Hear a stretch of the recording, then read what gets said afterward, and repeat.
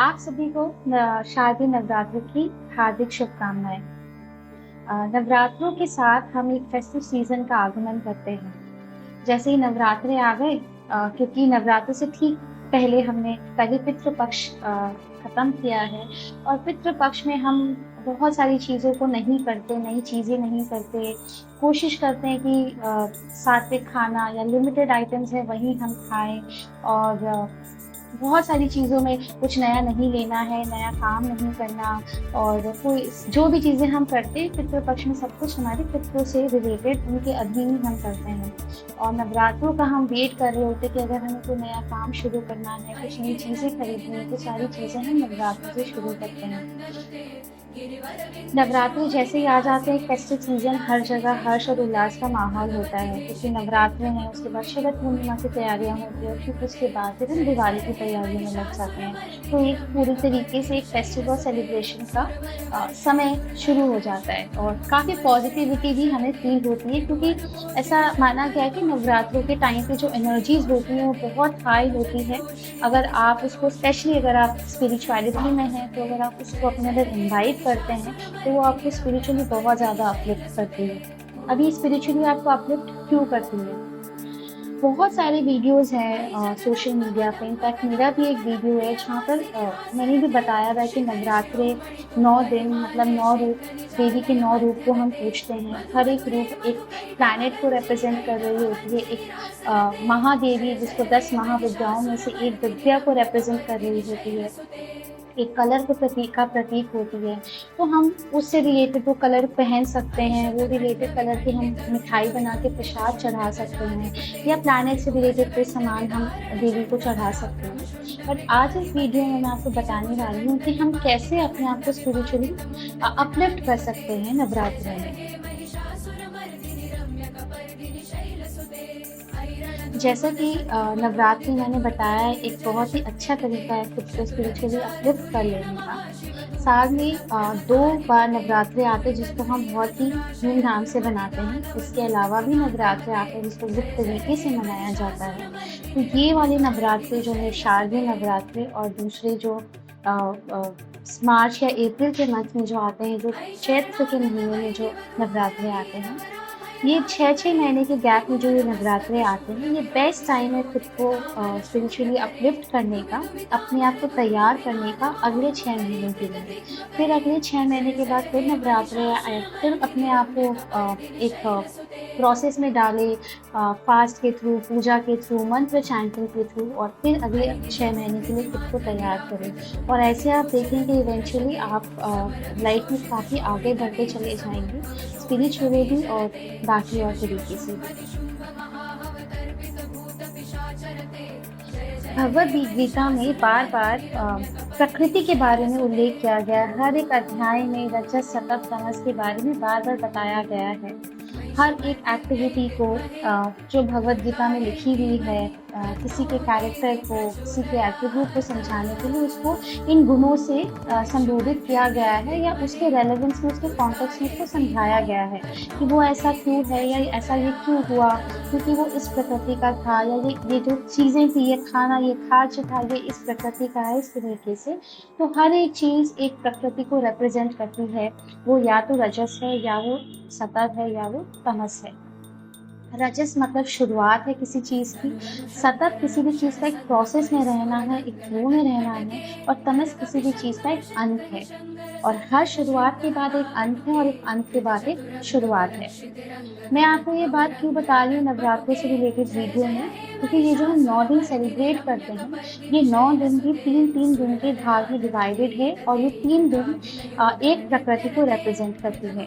जैसे कि पहले 3 दिन जो होते हैं वो तमस को रिप्रेजेंट करते हैं, यानी कि अगर आप इन 3 दिनों में ये भाव के साथ कि आपके अंदर जो भी तांत्रिक एक्टिविटीज़ हैं या तांत्रिक आदतें हैं, तांत्रिक आदतें वो आदतें होती हैं जो हमारी कुछ बुराइयां हैं जिनको हम एक्सेप्ट नहीं करना चाहते, हमारे साथ हमारी परछाई की तरह रहती है, हमें पता है वो हमारे अंदर है, कहीं ना कहीं एग्जिस्ट करती है, बट ना ही हम उसको एक्सेप्ट करते हैं और ना ही हम उसको सुधारने की कोशिश करते हैं। तो अगर आप ये 3 दिनों में अगर आप अपने मन में ठान लेते हैं, प्लेज लेते हैं खुद से कि मुझे अपने अंदर से तामसिक गुणों को ख़त्म करना है, तो ये 3 दिन आप उसको बहुत अच्छी तरीके से यूटिलाइज़ कर सकते हैं। फिर आते हैं बीच के 3 दिनों को, जिसको हम रजस से रिप्रेज़ेंट करते हैं।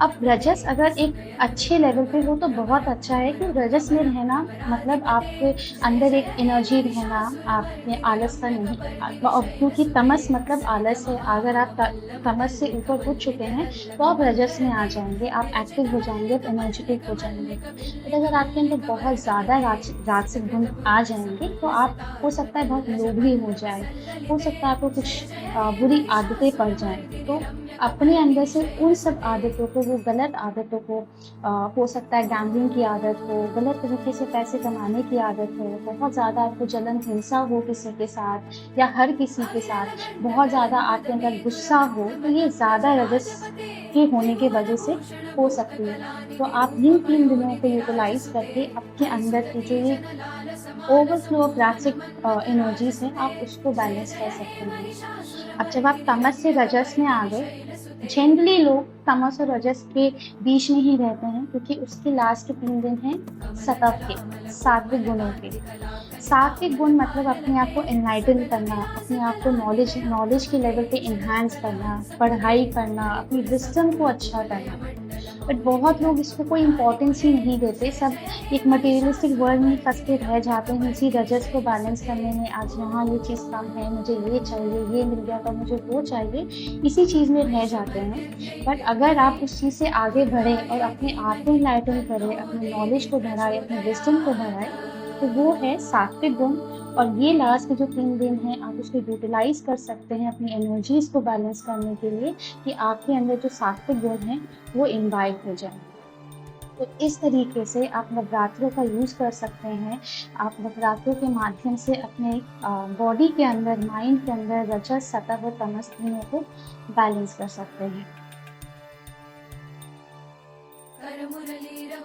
आगे बढ़ने से पहले मैं अपने व्यूअर्स को बताना चाहती हूँ कि हम सिंस नवरात्रि जो हैं, मैंने आपको बताया कि एक अपने अंदर से बुराई का नाश है और अपने अंदर अच्छाई की जीत है। मतलब रजस और तमस के एक बैलेंस लाने के बाद अपने अंदर के सात्विक गुणों को बढ़ाने का एक त्योहार है। तो इसी को मद्देनज़र रखते हुए हम एक ऑफ़र लेकर आ रहे हैं अपने व्यूअर्स के लिए, स्पेशली जो वास्तु प्रैक्टिशनर्स हैं या न्यू लर्नर्स हैं। अगर आपको लगता है कि आप किसी केस में अपने क्लाइंट को रिज़ल्ट्स नहीं दे पा रहे हैं, तो हम अभी एक ऑफ़र लेकर आए हैं। आप हमसे कनेक्ट कर सकते हैं। आप अपने क्लाइंट्स का जो भी मैप है, डिटेल्स है, जो उनको प्रॉब्लम्स आ रही है, अपने साथ शेयर कर सकते हैं और हम मिलकर साथ में डिस्कशन कर कर आपको हेल्प कर सकते हैं कि आप अपने क्लाइंट्स को रिज़ल्ट दे सकते हैं। और ये प्रोसेस के पीछे हम एक छोटा-सा एनर्जी एक्सचेंज रख रहे हैं, depending upon the criticality of the case, जो कि हम 1 टू 1 बात कर डिसाइड कर सकते हैं।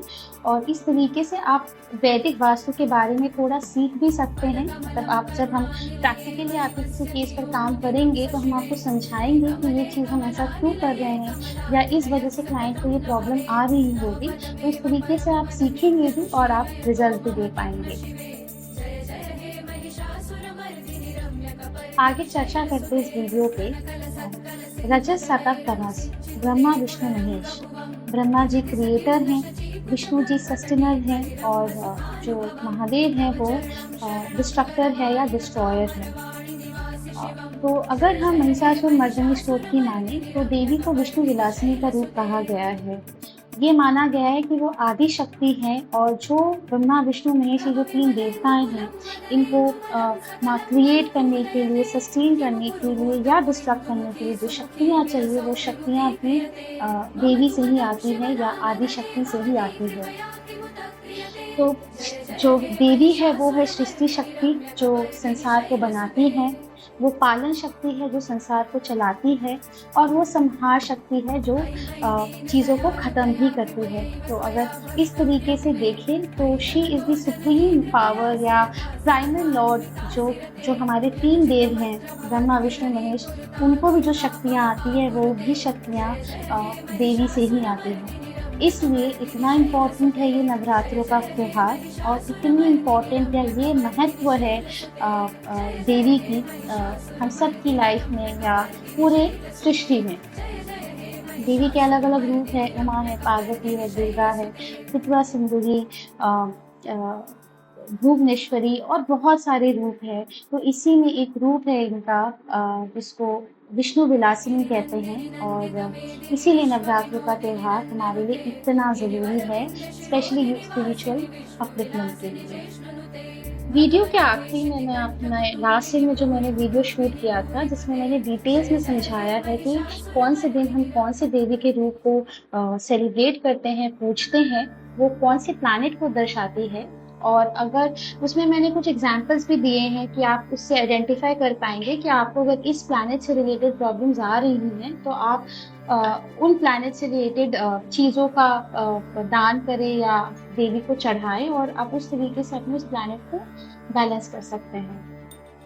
लास्ट में एक और चीज़, जैसे मैंने आपको वीडियो के बीच में बताया था कि आज से हम ये ऑफ़र लॉन्च कर रहे हैं, जिसमें जो भी वास्तु प्रैक्टिशनर्स हैं, वो हमारे साथ कनेक्ट कर सकते हैं, अपने लाइव केसेस को डिस्कस कर सकते हैं और हमारे साथ सीख सकते हैं एक मिनिमम एनर्जी एक्सचेंज के साथ। इसके साथ ही साथ हम एक अपना कोर्स भी लॉन्च कर रहे हैं जो कि फ्री ऑफ कॉस्ट है। उसका भी लिंक मैं शेयर करूँगी, अलग से भी शेयर करूँगी सोशल मीडिया साइट्स पर। आप उसको देखकर एक बेसिक वास्तु कॉन्सेप्ट वैदिक प्रिंसिपल्स के बेसिस पर एक कॉन्सेप्ट ऑफ वास्तु को समझ सकते हैं। आप उसको अपने घर से रिलेट कर सकते हैं और आप हो रही लाइफ में प्रॉब्लम्स के साथ भी उसको रिलेट कर सकते हैं। Thank you.